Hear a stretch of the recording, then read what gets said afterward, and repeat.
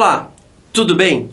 Antes de mais nada, eu vou me apresentar. Meu nome é Cláudio Daniel Matos, eu sou coordenador de conteúdo aqui na Cultive e também sou analista jurídico do Tribunal de Justiça aqui do Estado do Paraná. Já fui anteriormente analista jurídico no Tribunal de Justiça em Santa Catarina e já fui aprovado em alguns outros concursos aí na área do judiciário, inclusive aqui para técnico do Tribunal de Justiça também, que é um concurso exatamente correspondente a esse concurso que vocês estão fazendo aí para o Tribunal de Justiça de São Paulo. Então assim, né, sou coordenador de conteúdo aqui na Cultive e analista jurídico no Tribunal, razão pela qual eu, como coordenador, me escalei como professor dessa parte ligada às normas do tribunal aqui. Por quê? Porque eu trabalho com isso o dia inteiro, né? O dia inteiro não, né? Quando eu não estou aqui na Cultive, que é o meu período da tarde, eu trabalho no Tribunal de Justiça exatamente com as leis ligadas ao Tribunal de Justiça, especificamente com normas da Corregedoria, que na maioria dos estados, como acontece em outras disciplinas, elas se repetem. As normas do Tribunal de Justiça do Estado do Paraná são praticamente as mesmas do Tribunal de São Paulo, né? Então, por isso, eu me escalei como achando que eu sou a pessoa certa para passar para vocês um pouco sobre como estudar a legislação do TJ, tá? Última coisa antes de começar, me desculpe a minha voz, morar em Curitiba não é fácil, resfriado bate sempre, a mudança climática aqui é muito grande, a gente sofre um pouquinho com isso, para dar aula aqui, tá bom? Então vamos lá. Pessoal, um dos motivos que eu resolvi vir dar essa aula aqui para vocês, sobre as normas da Corregedoria do Tribunal de Justiça, é que assim, quando eu estudava, quando eu estava aí do lado de vocês, eu tinha uma grande agonia, por quê? Quando a gente vai fazer um cursinho, os professores costumam pegar ali, dar 5, 6, 10 aulas sobre uma lei dessa aqui, até pela importância, porque ela vem com uma disciplina autônoma dentro do edital, mas os professores costumam dar várias aulas sobre o tema, não sei porquê, talvez para justificar, né, um pouco mais de aulas, o preço que é cobrado no cursinho ali. E o que acontece? O professor lê artigo 1, 2, 3, vai lendo os artigos, daí fala, esse artigo aqui é importante, esse não é, ou conta uma história sobre o artigo, dá uma interpretada. E na verdade, eu, aluno, senti isso como uma grande perda de tempo. Por quê? Essa parte aqui do estudo, ela não precisa de interpretação, não. Ela cai literalmente o texto como está na lei.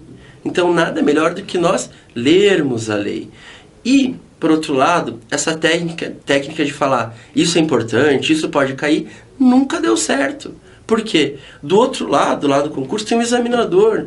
E ele muitas vezes busca não colocar o óbvio. Então, assim, se a gente fica ali, pega uma lei enorme e escreve e anota 5 ou 6 artigos, 10 artigos que tem mais chance de cair, aquilo ali não vai servir para nada. Porque pode cair qualquer artigo, daí a gente pode não estar preparado para aquele todo, né? Então, assim, isso daí me incomodava um pouquinho e também me incomodava o fato de não ter um método, né? A maioria das disciplinas, como os professores, normalmente eles se dedicam mais às disciplinas chamadas grandes, né? Português, matemática, direito constitucional, direito penal, etc. Não existe uma metodologia criada para estudar essa parte de legislação. Então, assim, com base em toda a minha experiência aí do lado de vocês, toda essa minha experiência do lado de cá agora, também sou escritor de material didático faz 6, 7 anos, então eu resolvi criar um método para facilitar. Algo que possa ajudar vocês naquele momento da prova que você não vá lembrar exatamente de tudo que está na lei que está sendo cobrada, tá bom? Então aqui eu vou fazer 2 coisas com você. Primeiro, passar para vocês que vocês têm que ler toda a lei, porque são pouquíssimos artigos que estão sendo cobrados para você, pelo edital de vocês. Então, assim, leiam todos os artigos da lei, são poucos, né? Para dar um exemplo, aqui no Tribunal de Justiça eles costumam cobrar 5, 6 normas internas do tribunal, e às vezes a norma inteira, às vezes são 3.000, 5.000 artigos. Aqui no concurso de vocês está só as normas da Corregedoria e mesmo assim apontar os artigos certos. São pouquíssimos, dá para ler todos. No mais, eu quero passar um verdadeiro macete para você poder se virar quando se deparar com uma questão aqui das normas do Tribunal de Justiça e não lembrar exatamente aquele texto que está sendo cobrado de vocês. Ok? Então vamos lá. O meu primeiro slide aqui é a pirâmide de Kelsen. E aí você vai falar, professor, o que tem a ver a pirâmide de Kelsen? Quem já conhece, quem estuda direito constitucional, fala assim, o que tem a ver a pirâmide de Kelsen com isso das normas da corregedoria? Ou quem ainda não teve contato com isso aqui, vai falar, poxa, não tem pirâmide de Kelsen no meu edital. Vou pular essa aula aqui, por favor, não faça isso. As dicas que eu vou te passar aqui são muito boas para responder as questões de legislação específica, porém, isso aqui é muito útil para qualquer matéria que tenha a ver com direito no seu edital, tá? O pessoal que já é formado em direito, que estuda direito, até mesmo sem pensar, às vezes involuntariamente, usa isso aqui o tempo todo para matar a questão. Talvez esteja aqui o grande segredo do porquê as pessoas da área jurídica têm uma facilidade um pouco maior do que as outras na hora de estudar para um edital do tribunal, tá? Por quê? Porque as leis são as mesmas. Então, a pessoa que não tem formação jurídica vai dar uma olhada na lei e tal, e tenta decorar, às vezes não consegue decorar tudo, e dá a impressão que aquele cara do direito sabe decorar tudo. Não é. É porque o ensino jurídico é feito com método que, nesse ponto aqui, vamos dizer que é basicamente isso aqui que faz a pessoa ter uma visão de todo e matar um pouco mais as questões, tá? Então eu vou falar para vocês, isso aqui é a pirâmide de Kelsen. Quem foi Kelsen? É um filósofo da área jurídica, austríaco, mas assim, não sei muito mais dele do que isso, tá? Se alguém se interessar, pesquisa lá, Hans Kelsen. Porém, o que interessa, eu não sei a imagem dele. Se eu olhar uma foto dele aqui, provavelmente eu não reconheça. Mas se eu olhar para essa pirâmide aqui, eu sei que essa é a pirâmide dele. O que quer dizer esta pirâmide aqui? E vamos lá, porque ela vai te ajudar daqui a pouquinho no nosso estudo. Tá? Ela quer dizer assim, até trazendo para o nosso ordenamento jurídico nacional, que na legislação de um país, acima de tudo está a Constituição Federal. Ok? Abaixo da Constituição, as normas infraconstitucionais, ou seja, as leis propriamente ditas, aquelas normas emanadas do poder legislativo. São as leis mesmo, votadas lá no legislativo. Então, tudo que estiver abaixo da Constituição e for norma exarada do poder legislativo, são as normas infraconstitucionais, as leis, elas têm que estar, e lembrem-se sempre disso, sempre de acordo com a Constituição. Uma norma que não tiver de acordo com a Constituição, que tenha alguma coisa que esteja contradizendo a Constituição, que esteja inovando numa coisa que a Constituição não permite, ela será inconstitucional. Uma norma infralegal é uma norma que está abaixo das leis. São aquelas normas que não advêm do poder legislativo, na maioria das vezes do poder executivo, do judiciário, ou seja, porém, tem normas infralegais que vêm do legislativo também, tá? Mas não vem ao caso aqui agora. Mas as normas infralegais são, por exemplo, um decreto do presidente da República, do governador, uma portaria lá do ministro, e no nosso caso aqui, uma norma feita pelo próprio Tribunal de Justiça, no caso aqui pela Corregedoria do Tribunal de Justiça, uma norma infralegal, né? Então, assim, uma norma infralegal, ela tem que estar de acordo com toda a legislação vigente no país, senão ela vai ser uma norma ilegal, né? Uma norma infraconstitucional tem que estar de acordo com toda a Constituição, tá? E para fechar aqui a pirâmide de Kelsen, ele fala muito sobre isso, em cima de tudo isso tem uma norma fundamental, que é algo que está acima da Constituição. Poxa, mas tem uma lei acima da Constituição? Não. Mas tem coisas que mesmo antes de virarem lei, de virarem normas constitucionais, elas são, digamos assim, sabidas por todos. Elas têm que ser respeitadas mesmo que o legislador ou que o constituinte esqueça de colocar no texto legal. Querem ver um exemplo? Na Constituição está o direito à vida. O direito à vida está expresso na Constituição. Na norma infraconstitucional, nós temos, por exemplo, no Código Penal, o crime de homicídio, que pune quem tirar a vida de outrem, tá? Então, assim, o mesmo tema é tratado aqui como direito à vida, aqui como um crime para quem tirar a vida de outra pessoa. Numa norma infraconstitucional, nós temos, por exemplo, lá num sistema prisional de um estado, tem uma portaria lá do secretário que cuida dos presídios, regulamentando alguma coisa ali para quem cometeu crime de homicídio, ficar numa ala separada, coisa desse tipo. Então, assim, seria uma norma ali. Onde que está a norma fundamental nesse caso aqui? No não matarás. Todo mundo sabe que não deve matar alguém. Não precisa estar na Constituição para a gente saber que a gente não pode sair por aí matando todo mundo à torta e à direito. Entenderam? Então é aí que Kelsen estrutura o ordenamento jurídico. Vamos lá. Trazendo para os estados, o que é o caso aqui do nosso concurso, é a mesma coisa.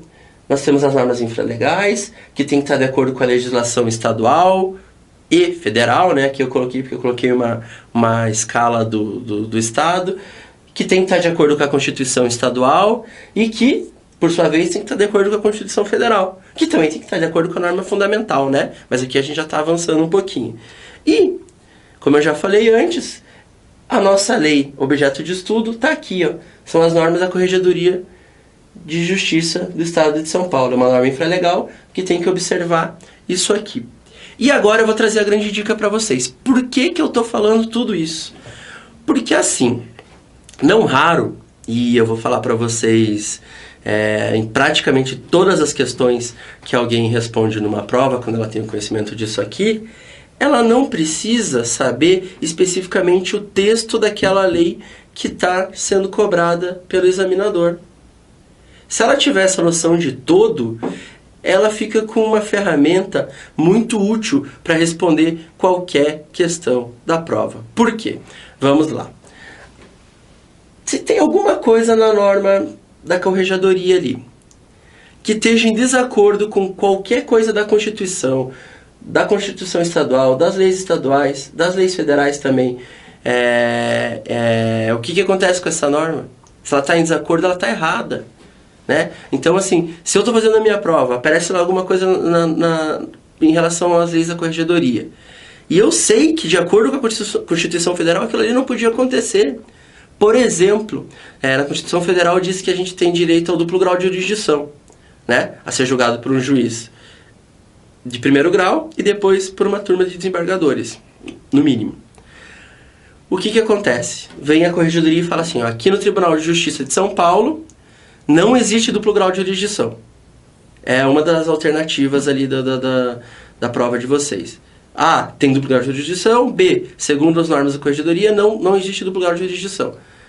Eu preciso lembrar se está falando alguma coisa sobre duplo grau lá na norma da Corregedoria? Não. Eu não preciso lembrar disso, porque isso está na Constituição. Se tivesse uma norma dessa, ela ia ser inconstitucional. Né?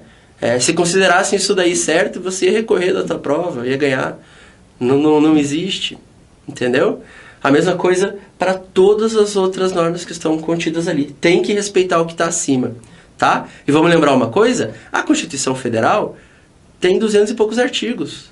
A norma da Corregedoria, apesar de no nosso caso aqui a gente precisar estudar só pouco menos de 100 artigos, tem mais de 1000. Se for somar todas as normas infralegais, infraconstitucionais, meu Deus, são milhões de artigos. Né? Só que muito disso você elimina numa prova sabendo a Constituição. Ou sabendo as leis um pouco abaixo da Constituição, a Constituição Estadual e as outras leis um pouco abaixo, em relação àquele tema que você está estudando. Vamos dar um exemplo aqui? Eu vou passar para o próximo slide, mostrar para vocês o que cai aqui no nosso estudo, e daí falar como que funciona isso aqui. Vou dar um exemplo aqui para vocês. Vamos lá? Olha aqui. O edital traz especificamente 4 temas que estão sendo cobrados aqui de vocês, tá? É o capítulo 2. Desculpa, eu posso olhar aqui a tela de vocês, mas eu prefiro olhar aqui para acompanhar junto com vocês. Então vamos me curvar um pouquinho aqui. O capítulo 2 que fala da função correcional.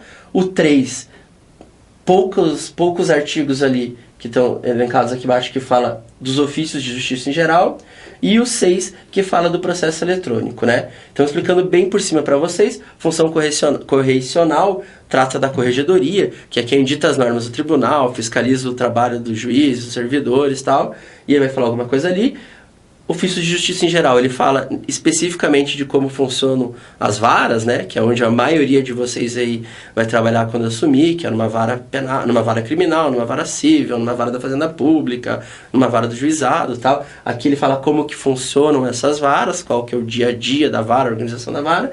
E, por último, o processo eletrônico, né? Como que funcionam os processos dentro do sistema eletrônico do tribunal, né? Então, vamos lá. A função correcional, ela fala muito sobre processo administrativo, como que você pune um servidor em caso de do cometimento de ilícitos, de faltas graves ali. Então, né, então aqui fala, né, vai falar um pouquinho sobre as atribuições, mas já vai entrar aqui, ó, em apurações preliminares, que é sobre ilícitos cometidos pelo servidor, sindicâncias, processos administrativos. Tá, beleza. Você precisa saber tudo ali. Nesse caso aqui é bom saber que são pouquinhos artigos que estão caindo. Mas caso dê um branco, alguma coisa assim, e caso você tenha alguma dúvida, recorra à Constituição. Lá, os poucos artigos que falam sobre servidor, servidores públicos, se isso aqui, alguma coisa que for cobrada de você estiver em desacordo com a Constituição, você já sabe que está errado. Né? Então, isso aqui é tratado na Constituição, é tratado também na Constituição Estadual. Tem muitas outras normas por aí onde você vê isso. Às vezes você já estudou para um outro concurso, lembra disso. Sabendo que está tudo na pirâmide, você não vai ter problema para matar isso aqui. A mesma coisa em relação aos ofícios em geral, a organização das varas. Nada do que for disposto sobre a organização das varas, sobre a movimentação processual,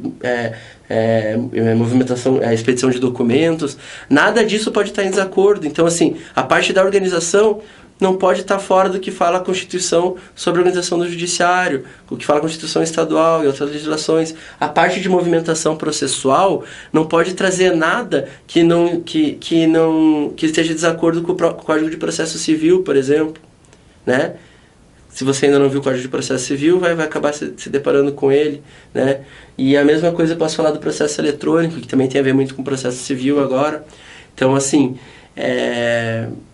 eu vou entrar naquela sessão agora, faço o que digo, não faço o que eu faço, mas eu, que tenho relativamente uma experiência grande com o manuseio dessas legislações, quando eu ia estudar para uma prova de tribunal assim, eu normalmente dava uma lida só numa lei muito diferente que eu não tinha visto ainda.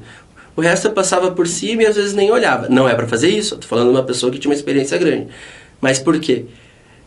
Porque esse entendimento do todo, essa visão do todo, me trouxe, com o passar do tempo, a possibilidade de praticamente sempre gabaritar uma prova dessas, sem ter que saber a definição exata ali de um artiguinho lá que está no meio da lei. Né? Porque dá para trabalhar com o todo.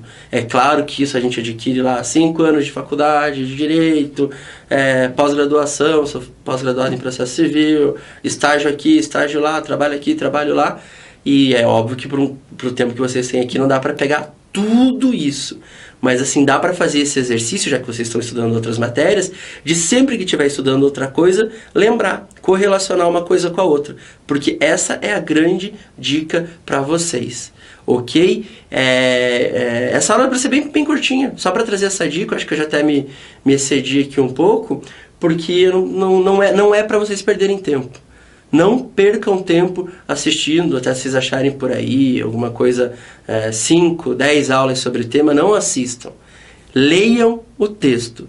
São 100 artigos, como eu falei, não vai dar 20 minutos de leitura. Leiam uma vez, leiam de novo quando chegar mais perto da prova. Se tiverem alguma dificuldade, leiam de novo. Mas assim, invistam nesse método. Invistam no método, em fazer a relação disso com as outras legislações, até com a realidade às vezes, até com o noticiário, com alguma coisa. Tá? Às vezes você ouviu na TV que uma coisa é constitucional, não sei o que, vai acontecer o dia que vai cair alguma coisa na tua prova que você vai raciocinar, aí sim, não decorar, raciocinar e falar assim, poxa, talvez isso aqui esteja escrito nessa norma. Então, não sei se essa questão aqui está certa ou errada. Talvez essa aqui também esteja escrito. Ah, mas essa aqui de cima, poxa, eu sei que isso aqui não pode, pela Constituição não pode. Então você vai lá e pau, ok?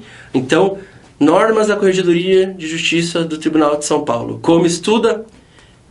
Pirâmide de Kelsen, para saber aonde ela está e de acordo com o que ela tem que estar.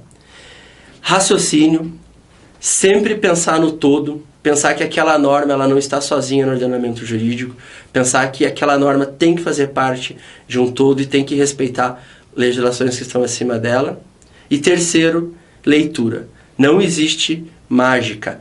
Não acredite em quem falar para você vai cair isso, isso e isso. Não vai cair o óbvio. O ideal era até que caísse o óbvio, né? Caísse aquilo que a gente mais usa no dia a dia, tal, mas não vai cair.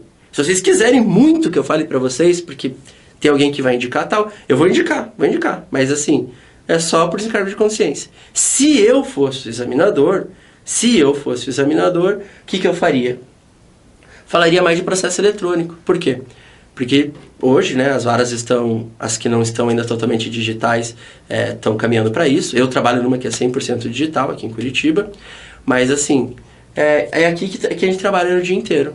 Ou, pelo menos, se não está 100%, já está indo nesse caminho. Então, eu iria para ali. E eu vi que na norma aqui da Corregedoria de São Paulo são poucos artigos que o edital está pedindo, viu? Então, eu iria ali, porque é o que mais usa, né? Fora isso, aqui, porque vai usar bastante também, né? O funcionamento da vara, tal, não sei o que, como que é a inspeção no documento. Porém, já vou dar uma péssima notícia para vocês. Péssima não, né? Péssima para o que eu estou falando aqui. Normalmente cai muito sobre processo administrativo. Por quê? São pouquíssimas pessoas que acabam sofrendo um processo administrativo, uma sindicância, né? Só aqueles que se desviam ali ou cometem algum erro muito grave. Mas a tendência normalmente é cobrar bastante sobre o processo administrativo. Vai acontecer igual com vocês? Não sei. Às vezes o organizador da prova de vocês vai pensar como eu. Eu quero cobrar coisas que vão ser úteis no dia a dia para ter um servidor mais qualificado, né? Mas assim, se o objetivo às vezes é a gente tentar facilitar tal, eu acho isso aqui mais importante para a época atual. Aqui está o mais pesado, que acontece mesmo no dia a dia, porém normalmente cobram mais isso aqui. Mas assim, se vocês esquecessem meu último 2 minutos aqui e focava em ler todos os artigos, porque, como você pode ver aqui, até coloquei aqui, são menos de 100 artigos, leiam eles atentamente e usem essa pirâmide. Tá bom? Chega por hoje, estou falando demais. Fora isso, eu quero desejar toda a sorte do mundo para vocês, não só nesse concurso, como em todas as etapas da vida, e convidar vocês para assistirem os demais cursos aqui da Cultive, tá? A Cultive é um projeto muito legal que tem como objetivo melhorar o país através da educação de qualidade. A gente está democratizando o ensino, a gente quer que todo mundo tenha acesso ao melhor ensino possível sem gastar por isso, né? Como vocês já devem ter pesquisado por aí, nós não cobramos nada dos usuários, quem pagam são os investidores, os parceiros que acreditam nessa nossa ideia de melhorar o país através da educação. E eu quero convidar vocês para assistir não só os outros cursos para concurso, como também os cursos de línguas, inglês, francês, espanhol, italiano e tal, que isso vai ajudar na qualificação profissional de vocês, tá bom? Valeu, grande abraço a todos e boa prova!